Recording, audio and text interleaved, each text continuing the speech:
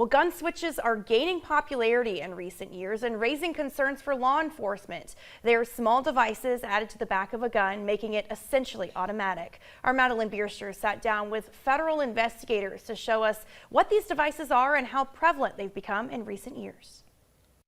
This right here is a representative of, this is a switch, an actual switch that would go on to a semi-automatic firearm.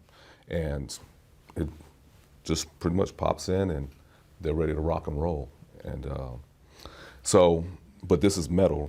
Now this is blown up, but this is just a representative of what kind of a 3D printed switch would be. And this, obviously it's large only because we just blew it up because it's easier to handle and to show.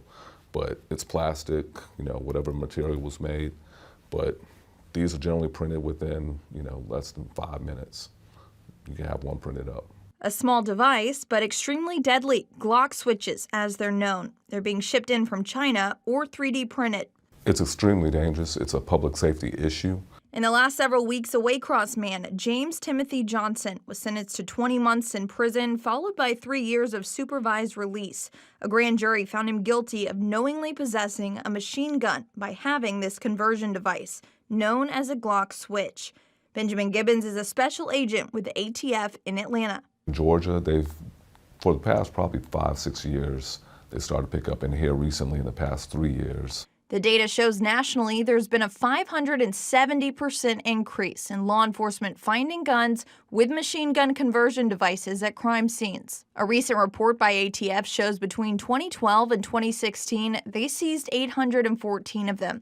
But that jumped to more than 5,400 between 2017 and 2021. It's in a matter of less than 30 seconds, they give the person the option of having a machine gun right in their hands. Special Agent Gibbons says law enforcement can easily tell based on the amount of shell casings if a switch was being used in a shooting, and it can lead to more people being hit. My biggest fear also is it being utilized in public places, schools, that kind of stuff.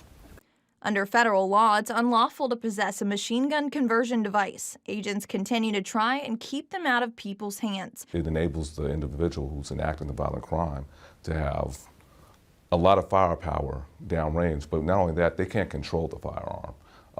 So there's putting a lot of bullets downrange, and innocent people can and have been hurt and killed due to the nature of the switch on this firearm.